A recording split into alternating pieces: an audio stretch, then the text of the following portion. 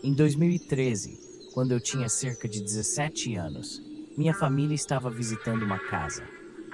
O proprietário apareceu para conversar com meus pais. Ele parecia um homem mais velho e simpático e mencionou que ele mesmo havia construído a casa. Eu fiquei para trás observando enquanto todos conversavam. Enquanto o proprietário estava batendo papo e rindo com meus pais, houve um momento em que a conversa parou. De repente, ele se virou para longe deles e sua expressão mudou completamente. Seu rosto feliz se transformou na expressão mais sombria e odiosa que eu já tinha visto. Acho que ele não me viu observando. Provavelmente parecia que eu estava no meu telefone, já que minha cabeça estava abaixada, mas eu estava de olho nele o tempo todo. Assim que ele se voltou para meus pais, sua expressão mudou novamente e ele começou a sorrir como se nada tivesse acontecido. Isso me deu arrepios e me fez sentir um nó no estômago. Mais tarde, contei à minha mãe o que vi. Ela concordou que era estranho, mas disse que talvez ele fosse apenas socialmente estranho ou algo assim. Ela não parecia muito preocupada com isso. Acabamos comprando a casa de qualquer maneira, achando que era um ótimo negócio e um lugar agradável para viver. Depois que nos mudamos, as coisas pareciam normais no início. Então, no fim de semana seguinte, minha família decidiu ir à igreja. Eu não estava com vontade de ir, então disse a eles que ficaria em casa. Eles não se importaram e me deixaram sozinha na casa. Na época, eu não pensei muito nisso. Era domingo de manhã, por volta das 11 horas, quando ouvi batidas muito altas do lado de fora. O som era rítmico e vinha do lado da casa. Eu estava no andar de cima, do outro lado da casa, então não conseguia ver o que era. Honestamente, pensei que poderia ser apenas o vento, já que era um dia tempestuoso. Não dei muita importância e ignorei. Depois de cerca de 5 minutos, as batidas pararam. 10 minutos depois, comecei a ouvir passos no andar de baixo.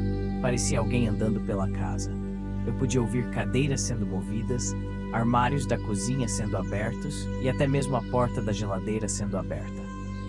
Rapidamente e silenciosamente, tranquei a porta do meu quarto tentando não fazer barulho. Peguei meu taco de beisebol no canto do quarto. Então, peguei meu telefone e liguei para o 911, minhas mãos tremendo enquanto eu dizia meu endereço e explicava o que estava acontecendo. Enquanto estava na ligação, enviei uma mensagem rápida para minha mãe. Tentei me manter calma, mas então ouvi passos vindo em direção às escadas. A casa era bem fina, então eu conseguia ouvir exatamente onde a pessoa estava andando. Naquele momento, minha mãe respondeu a mensagem dizendo que estava voltando para casa. Minha mãe estava a 30 minutos de distância, então lá estava eu, uma garota de 17 anos, com 1,57 metros e pouco mais de 45 quilos, escondida no meu quarto. Eu sabia que, se ele conseguisse entrar, ele poderia facilmente me dominar e pegar o taco. Eu estava tão assustada que mal conseguia pensar direito. Eu ouvi passos no corredor, ficando cada vez mais próximos da minha porta. Então vi a maçaneta girar. Parou porque a porta estava trancada. Ele apenas ficou lá parado. Não se mexeu. Eu conseguia ouvir sua respiração através da porta. Aqueles 10 segundos pareceram os mais longos da minha vida. Ouvi ele se virar e voltar pelo corredor. Então ouvi a porta dos fundos abrir e fechar. Cerca de 3 minutos depois, a polícia chegou. A atendente do 911 perguntou se eu podia deixá-los entrar ou se precisariam arrombar a porta. Como eu tinha certeza de que ele tinha ido embora, desci as escadas e os deixei entrar. Mas quando eles verificaram a casa, não havia ninguém lá. Nenhum sinal de entrada forçada.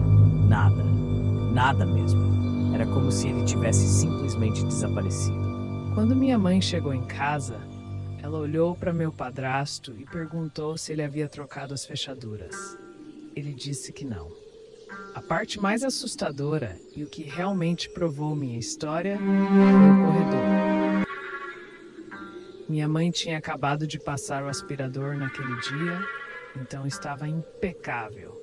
Mas agora havia pegadas maiores do que qualquer um em nossa casa poderia ter feito. A polícia não tinha ido ao andar de cima, então as pegadas não podiam ser deles. E as pegadas paravam bem do lado de fora da porta do meu quarto. Trocamos as fechaduras no dia seguinte e adicionamos mais segurança, mas eu nunca me senti segura naquela casa novamente. Mesmo agora, fico arrepiada pensando em quão perto eu estava de quem quer que estivesse do outro lado daquele